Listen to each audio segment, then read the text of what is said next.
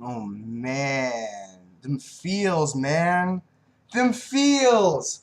And for those of you who said it was obvious Ichiro was gonna die, I didn't think it was that obvious because a lot of people were like, because the reason why it was so obvious was not just the flashback, but because of that meteor rain that had came before. But I considered the possibility that maybe it was just an attack that he had done that Ichiro cannot stop Meteor from getting around him and attacking the others. That did not instantly mean that Meteor was the victor. Now, once the chapter said a sad end, I was like, he's gonna die, isn't he? And holy shit.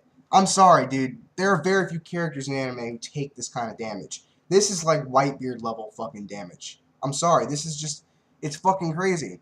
So the idea, the gist of Meteor, keep in mind, this is my first Toriko chapter review, so I'm rather proud of this one. So Meteor, we already know the extent of what the deal is. He had to go through hunger, and he has this insatiable appetite he wants to essentially, deal with, which would also explain why the century soup didn't really do shit for him, seeing as it's not even considered a gourmet world level ingredient, if I recall. So basically, we have the two members of Akasia's group, and they're going at it full on, and oh my god, Ichiro just gets so fucked. He gets so fucked. Okay, so Midora is of course using his crazy ass fucking tongue, and wow. Oh my god. Ichiro basically uses Minority World, okay? And he basically turned the molecules that were trying to heal him into the majority and healed himself like instantly. Like we're talking just out of fucking nowhere. And then just as quickly as he healed, this entire half of his torso got just fucked. Like we're talking if we were looking at it, half of his lung would be gone, half of his stomach would be gone, and the bottom half of his heart would be gone. You'd be dead. You'd be dead. No human being on the planet could possibly have any chance of survival. They would die. They would bleed out in a matter of seconds. They would probably be dead in a couple minutes, actually, realistically. And he gets one here, here, here, here, gets half of his face blown off, fucking Whitebeard manga style. Oh my god. This dude is just getting fucked. And then he says something particularly interesting. He's got his hand out and he's doing this move called Banzen. I don't know what the translation for that is, but he's like, don't get cocky. And I'm like, what are you, zebra now? So, Ichiro basically uses a move called Oshokubashi, which translates to all meal king eating chopsticks. And of course, we know that chopsticks are his idea of move, just like Toriko uses spoon, not spoon, I'm sorry, knife and fork, and then Chin, or whatever his fucking name was, uses a spoon. So Midora, he catches that shit barehanded. Bare fucking handed. End result, Midora is bloody all fucking over, but he's like, you know what? I wanted to be hit by that Ichiro, because age is truly a sad thing. In your prime, you were strong, but now you're jack shit. Your full strength reduced to nothing but a crippled old man. How sad is this? And it's like, Ichiro's not that old, but you know what I mean? It's fucking crazy. That's so fucking crazy. So they basically talk about Midora's mimicry neurons, which apparently all humans supposedly have. I'm just going to take the artist at his word. And basically, what he ends up doing was he somehow blends in with scenery around him. He changes his colors like a chameleon.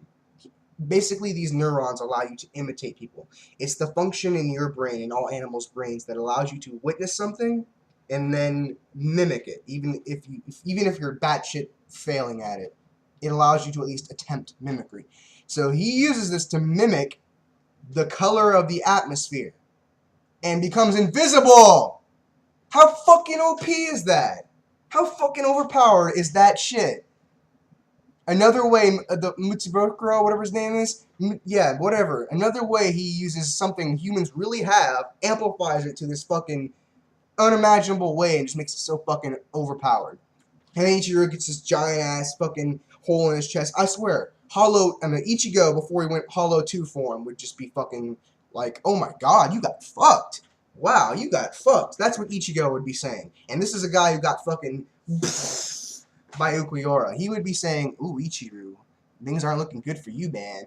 That's how big this fucking hole is. This is like Mayuri Kurotsuchi fucking Ryu Ishida fucking hole that fucking big. He collapses and he's still somehow fucking alive. And Midora basically stands right in front of him, tears flowing down his face because of, I guess, closure or whatever. Farewell, big brother. BAM! Bye, Ichiru. Game the fuck over. Done. That's it. And then the last couple pages you see is sort of Midora remembering Acacia and Froze with, of course, the 3 disciples. And yeah, that's pretty much the end of the chapter. And then he does that meteor spice, and it's like...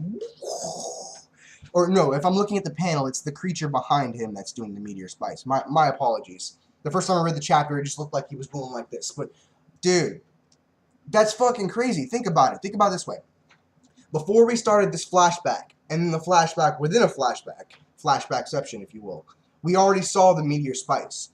So it was like, what the fuck's going on up there? And it's like, oh my god, dude, to know that this is what happened at that moment.